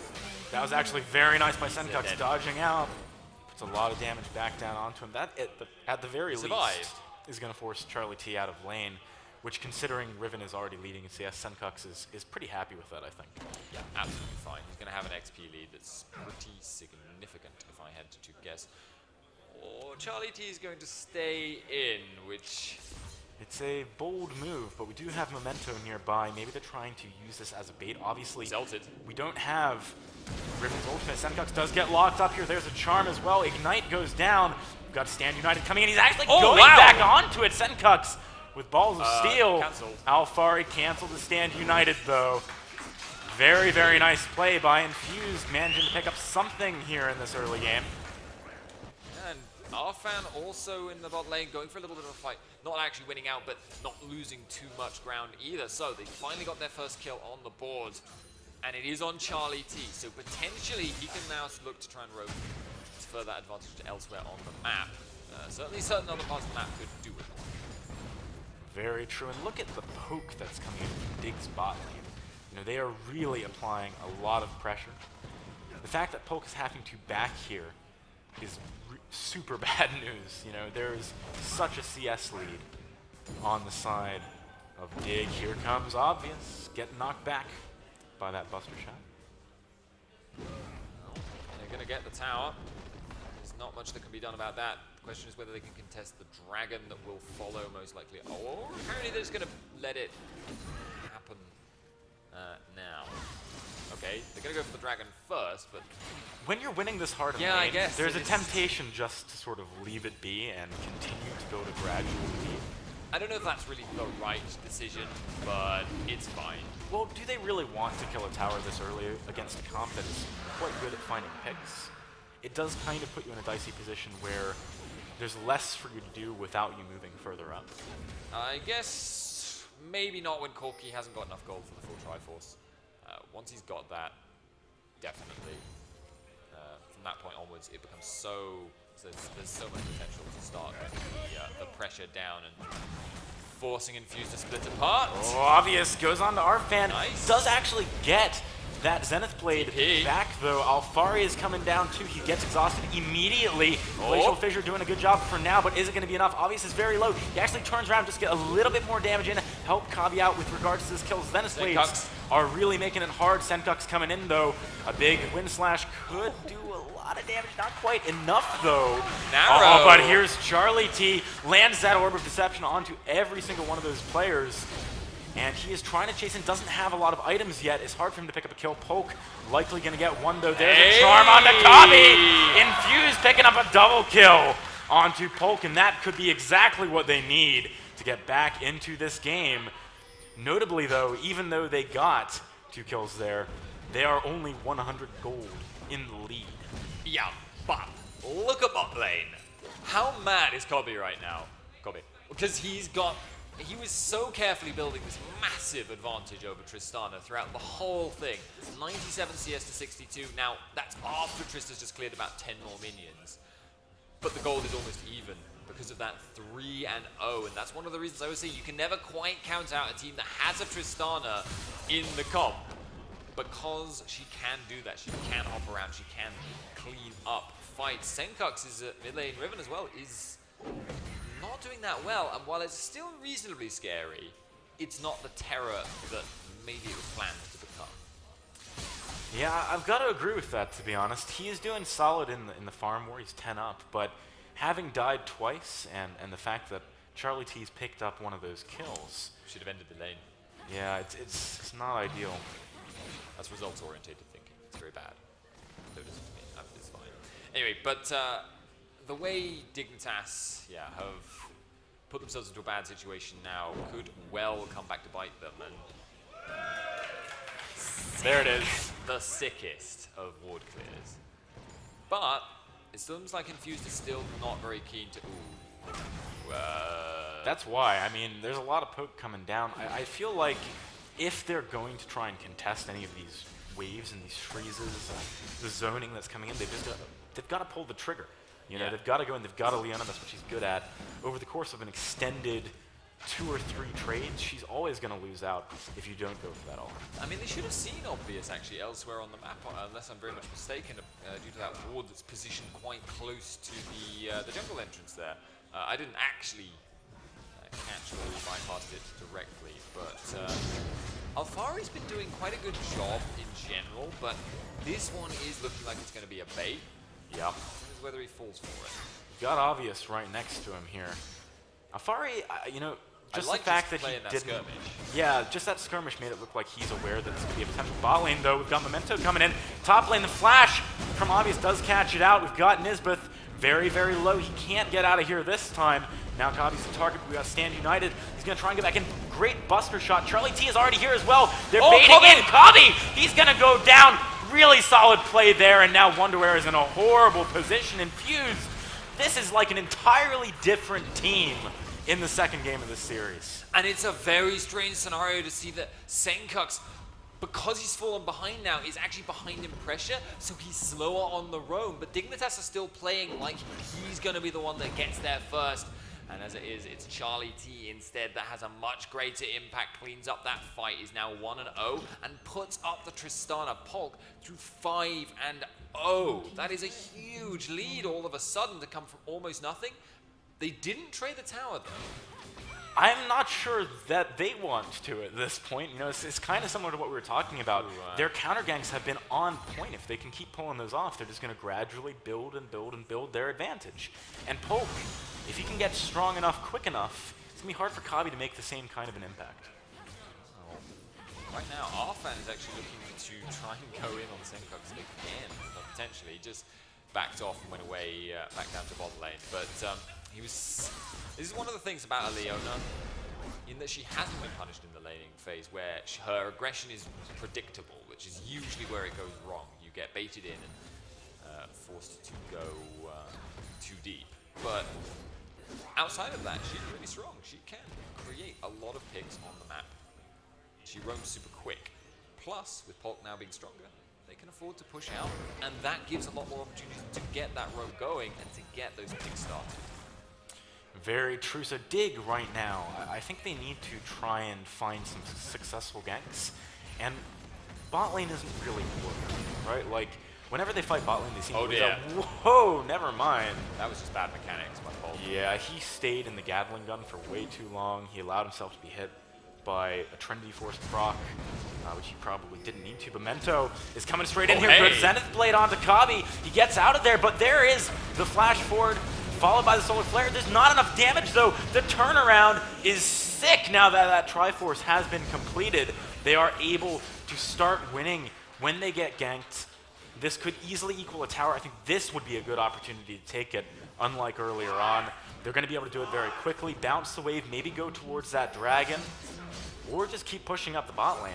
Yeah, no reason to try and to sit around and waste all that time to force a bounce to occur in a situation like that. You just go straight for the dragon, and maybe the tower will bounce it for you if you really care that much. It's not that big of a deal. At this stage of the game, they can easily siege directly, much more effectively. This rotate that's going to be the plan. Middle lane could kind of work out. I'm actually surprised that Wonderwear didn't go for a taunt just after he saw the charm. I think he might have been able to find something, but in any case, we've got Dig grouped up now in this middle lane. They're tired of waiting around. They want to go for something now. Fari, great flash reactions to get out of that explosive cask. He's been playing such a game of margins of Alfari. I think that's maybe the second time he's escaped death by about 0.1 It was close. It was very, very close. Incredible. But that completely shuts down the push, though, from Dig. You know, not having the explosive cast to siege the tower with, it worked out pretty well. I think they might not mind trading a flash for that on the side of Infused. Yeah, as it happens, that could be okay. And I feel like Polk should probably be prioritizing the tower itself right now, because they're going to get ganked if they stick around here now. They probably should have gone for it on the previous wave. Yeah, we've got Obvious coming in the backside here. And actually, Stand United used immediately just to assist with the gank. Polk is so far out of position. What is happening to Infused right now, Spuddington? Our fan goes down 2. Suddenly, it's now almost equal scores in terms of kills between Kabi and Polk. They're just not reading the map properly. They didn't take account of where the players could be, and they didn't have the wards down to make that kind of a push. They did have, like, in theory it makes sense, because they knew that Kobe had most likely backed at that time, and they could hence push down for the tower, and it was reasonably safe to do so, because there'd be no follow-up, but they just overstayed, didn't take account of the timing properly, and as a result, they give up 2 free kills and don't get the tower either, or they did actually in the end. You know, because of the kills being equalized as well, there is actually now a larger gap in that bot lane. Alfari, though, hang on a second. He is likely going to get caught out in this top lane. He doesn't know where to run. There's no good options for him. We've got Titanic Hydra finished up on Shen, doing tons of damage. Ignite goes down. Not a chance. Memento actually burned Thrill of the Hunt there. He's trying to maybe make something happen with Charlie T, but look at the damage directly onto him. Here comes Arfan. They are going to pick up Senkox with a great Orb of Deception, plus that Leona passive doing a huge amount of burst. Maybe they can find the tower, but we do have members of Dignitas coming. What was that taunt? It hits all 3 members using the flash at the last second. Beautiful play coming out of Wonderwear, and now Arfan is all alone up against 2 members of Dig. I don't see him getting away here. Glacial Fissure just for style points, but what a highlight reel play coming out of Shen there. That's a really, really nice taunt there by Shen, as you say, but it's an overcommit once again from Infused. They see a potential advantage, and it's like the blinkers come down, they lose their focus on what's going on in the minimap, and they just go for it. That gives them like that, so it gives them a sort of single-minded approach, right? Better a bad decision made decisively. But Dignitas are keeping their options open. Dignitas are getting a couple of bad fights here and there, but on the whole, they're staying a little bit more cogent of their surroundings. And this is the thing, you know, they've hit some power spikes here. Shen with Titanic Hydra, he's actually going to be doing a lot of damage right now. He can stick on you with the Phage too. You got to be careful about going for fights against him. You got Triforce on Kabi. He's had it completed for a little while now. It's going to be really difficult for Infused to pick the same kinds of fights that they were able to do earlier. They've still got the power to single people out really well. If, you know, Ari jumps in over a wall, Leona flashes in for the ult. There's huge range on their picking, plus Memento and ult to catch people out, but they're just not playing it very well. They're not keeping track of them. Like, that's the absolute most crucial thing that you must do, is to get at least an idea of where people are when you are looking to go for picks. It's a very good point, and actually vision control is something worth talking about here. Look at the number of wards that Infused has in the top side of the map compared to the bottom. Bottom side of the map, they've got nothing right now. And the problem is most of those wards came down too late and they pushed past them anyway. You know, their vision control isn't appropriate for what they're trying to accomplish. It's something that they can fall back to, yes, but you know, they need to be more proactive about getting deep wards if they're going to go for deep plays. Yeah, now what I would say is that Infused have fallen a little bit. Oh, hello. Thrill of the Hun in this mid lane. No. They want to say something else. It's just too far, because Polk's pushing the mid lane out. I feel like that was a little bit of a miscommunication almost. You know, they couldn't keep him interested. Yeah, there was also a ward in the lane itself, which they hadn't swept, which I think may have given the game away just a touch. Very likely. Senkux, he's playing sneaky beaky-like, trying to find a pick down here. I wonder if he was seen by that Krugs ward, though. I didn't catch that. No, I also don't know, but either way, Charlie T... Oh no, he definitely did not see it. He needs to be really careful here. Here comes Senkux. Can he get onto it? He does a great juke there on the charm, gets that lock up, but Charlie T does burn the Spirit Rush and get out of there. The thing is, that was an ultimate for not an ultimate or any summoners. Senkux definitely came out ahead in that trade. And Memento, oh buddy, you cannot just walk into the jungle at this point. He goes down immediately to Kabi. And Obvious putting a little bit of pressure onto our fan. Not going to be able to find a kill from it, however. Pickcom completely losing out in picks at the moment, which is not really ideal, honestly, if you want to run that kind of comp. But Dignitas doing what they do best. They're going to continue to take this vision control. They're going to get themselves this dragon for free. That's the third on the board. That's what we probably haven't highlighted as much as we should have done. Is the objective control has been really quite good here from Dignitas, but they still haven't broken the back. Oh man, Stand United backing him up this time. Here comes Wonderwear. Charlie T has not got a hope in the world to get out of that one. Cobb is going straight onto Polk. It's not going to be enough there. Buster Shot burned. Pretty much consistently we see attempts from Dig that are met with an ultimate, and then a re-attempt shortly afterwards that's successful. Senkux professional zigzagger. Seriously outplaying the level of Charlie T. And I got it, yeah, again, it's the same theme we're seeing over and over again. Is Infused overcommitting or under-rotating or under-supporting their players, and it's rotations. It's this whole bracket of little movements on the map.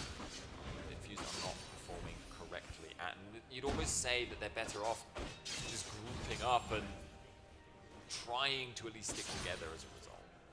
I think at this point they certainly, earlier on, maybe picking up piecemeal kills would have been good. Obvious going on to Polk. Good rocket jump away, keeps him safe for now. Polk actually not even near the strength he was at relative to his opponent this time. You know, he's got Triforce and IE now finished up for Cobb. On the flip side, not quite a PD for Tristana. 1.7k between the two in terms of gold. That is a big gap. course, Infused can still play toward the late game, remember. If gets to this ultra late game phase, it's going to be pretty tricky to dive onto Tristana. We mentioned it before, and it's very, very important if they can get to that stage. The problem is, at the current going rate, they are not going to get there. They need to tighten up their playing too slow. And they also need to be very concerned about this Baron potential, because Dignitas, they know how to play around it, and they've also got this split push going on right now from Senka. Yeah, they actually do have a good position to maybe threaten that, but Infused are trying finally to push up this middle lane, which does make it a little bit more difficult. Obvious coming in the back line though, Stand United, Charlie T doesn't have a hope, gets melted immediately. Arfan likely going to follow in his footsteps, trying to actually get a return kill onto Nisbeth, not able to do so. Poke is making some distance, but Senkunks from the side. Is the wind slash gonna be enough? Here. He finds it actually. Looks like maybe the Cinderhulk, or rather the Damai's Cinder, picking up that one from Wonderwear. Nice job there. Memento is very far out of position. We got a teleport coming in from Wonderwear, cutting him off. No easy escape routes right now, whilst the rest of Dignitas decide just to start up that Baron. They're in full control on the map right now. Here we go. Memento doesn't have enough damage really to deal with Wonderwear at this point. And they're going to pick up Baron as well. So Dignitas have just turned it up in the last few fights. They are in a solid lead, almost 10k up. We've got that Baron only 26 minutes in. I am not sure how Infused come back right now. You know, they need to get to a point where Trist is strong enough to just be a threat in her own right. And she's not right now. No, she really isn't. And they continue to bleed advantages. Now the Baron is up on Dignitas. Of course, if you can hold off the siege, that's very much Dignitas running out of things to take for free.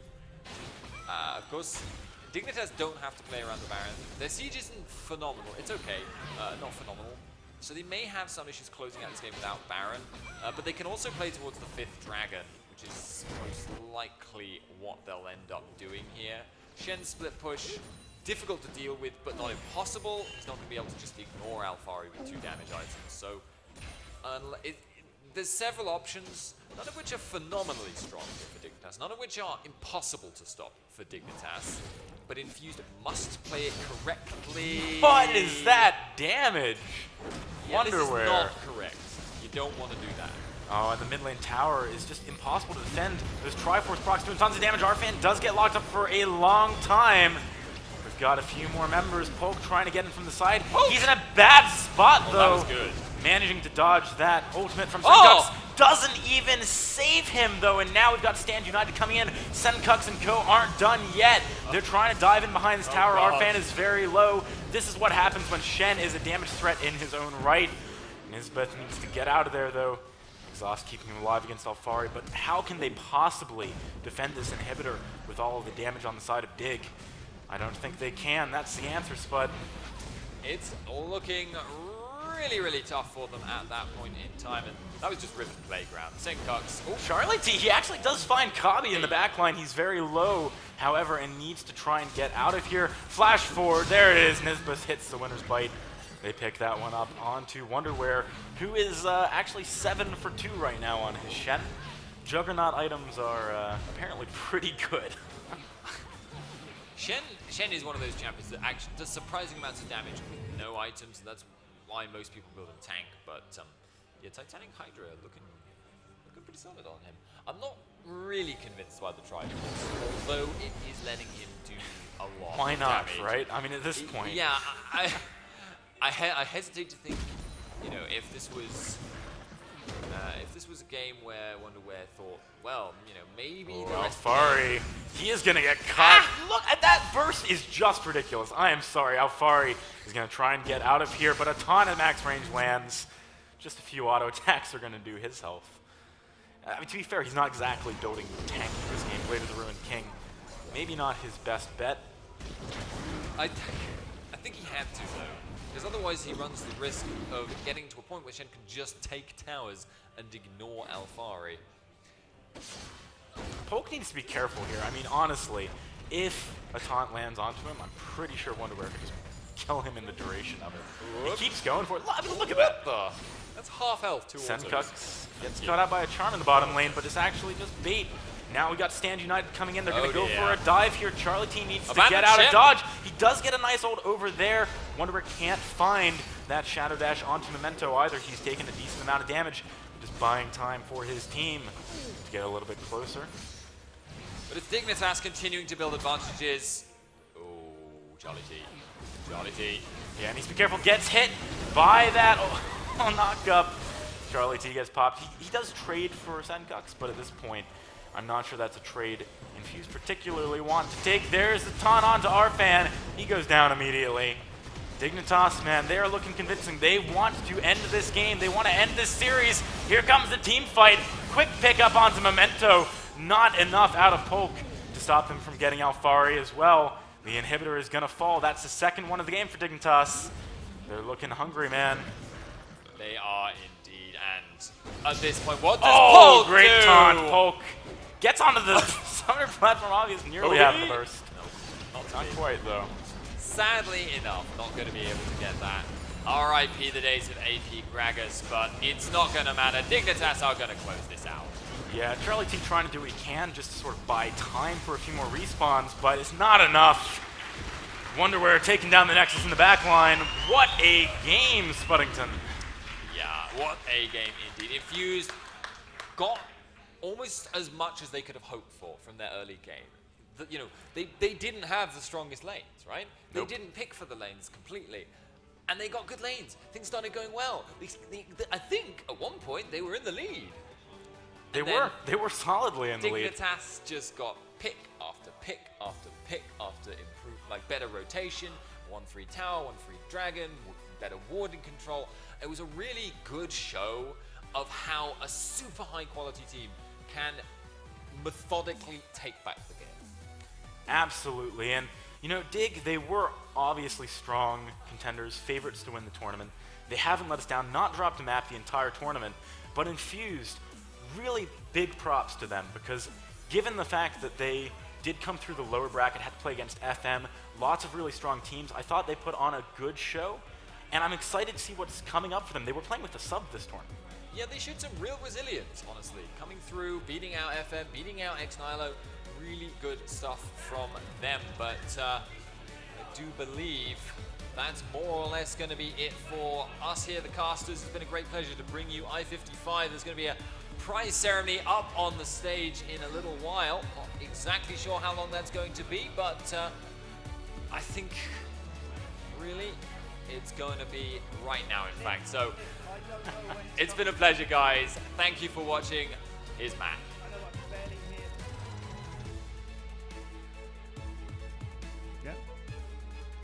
Congratulations to both of our teams for making it through to Insomnia55's Razor League of Legends Challenger Cup final. Commiserations to Team Infused, put up a good fight. Our runners-up, they take home £1,000 for our runners-up place. A round of applause, please, for Team Infused.